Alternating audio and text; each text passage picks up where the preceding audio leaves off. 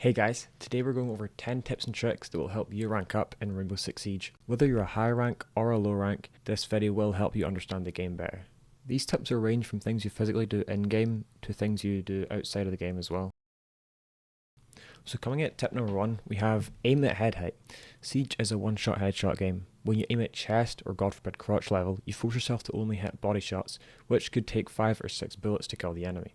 But when you aim at head height, the chances of you actually hitting a headshot skyrocket, and so do the chances of you winning the gunfight.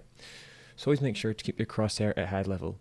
If you're unsure where exactly head level is, look at the top buckle on a barricade. That's roughly where head height is. For tip number 2, we have to drone more.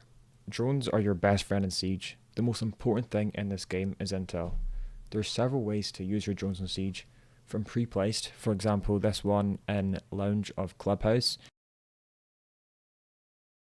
or this one in Lobby on Bank,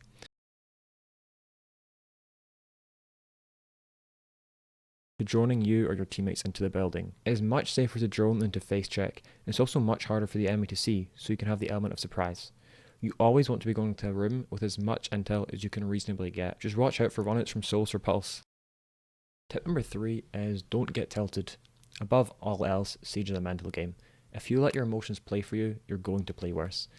This is something I think many Siege players struggle with, so make sure to stay calm, and if you're not in a good mood, just take a break. For tip number 4, we have analyze your mistakes. This sort of ties into tip number 3 because I find the best way to not get tilted in this game is to, instead of crashing out at your teammates or accusing the enemy team of cheating, analyze what happened and why you got killed. Did you overswing or play too passive? Did you aim too low or forget to drone? This will help take your mind off the fact that you died, and it will also help you learn from your mistakes. Tip number 5 is to take breaks. This tip also ties into tip number 3, and there are 2 big reasons why I like to take breaks from Siege, whether it's for an hour or a day, or whether it's from the game as a whole or just from ranked. And that is to either calm down and get in a better headspace, or because I'm in a slump and need a reset. For some reason, and I don't know why, when I get back on Siege after a hiatus, sometimes I play way better than I had been. Although sometimes I do feel quite rusty, but it definitely helps with the mental. Tip number 6. Now this tip does slightly contradict the previous one, but this tip is to play consistently. If you go too long without playing the game, you will get very rusty, as I said before. But also playing every day, even if it's just for 50 minutes, can help you stay consistent. It keeps your aim fresh as well as your game sense, as you're constantly improving. Even if you're taking a break from ranked, hop on a clear house for your aim, and next time you are playing ranked, you'll thank yourself. Coming in at number 7, we have watch good players play. I just spat on my mic, nice. This tip doesn't sound like a big deal, but I promise watching champs or pros on YouTube or Twitch helps so much. Just by watching, their aim alone rubs off on you, but more importantly, you can steal their strats, which you can use for your own ranked games. There are also many YouTubers who do tips and trick videos like these, or ranked or solo queue commentaries, such as Hitman JDA, who I'm showing on the screen right now. By the way, I highly recommend watching him.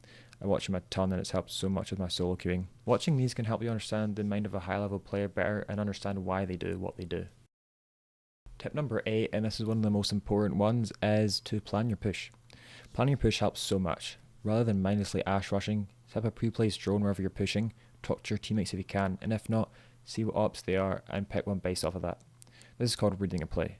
Then, strategically enter the building and make a play, either by getting the breach or the hatch, going for a quick plant, or whatever it is.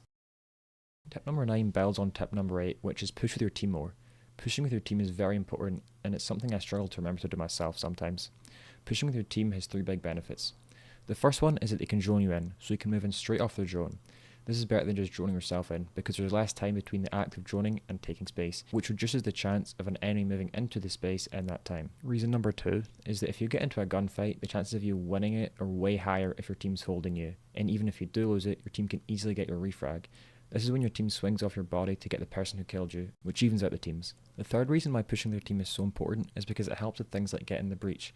For example, if Thermite and Thatcher push together, or if someone with EMPs and someone else with hard breaches push together. Also, as a side note, this is why Striker is such a good op, because he can bring EMPs and hard breaches and get a breach on his own without the aid of a teammate. But usually you should push with your team. I also do want to say sometimes doing a push opposite your team, for example, if your team's all pushing Master on Oregon and then you push in Attic, that can be a good play because you can effectively shoot the enemy team in the back and catch them off guard. but 90% of the time, pushing with your team is the correct play to make. The final tip of the video is to know your role. There are, at its core, 3 roles in Siege: Fragger, Ash, Nuke, Warden, Support, Thatcher, Thermite, Hibana, and Flex, which is someone who plays both. Not everyone can frag, and not everyone likes to play support. That's why Siege is a team game. Each teammate has different strengths. Support players can be just as, if not more valuable than a fragger. So remember, even if you're not dropping kills, you can still be a valuable teammate by bandit tracking, getting hatches, making vert, etc. Anyway, that's all for today, so I hope you liked the video. This is my first tips and tricks video I've ever done. Hopefully you learned something new.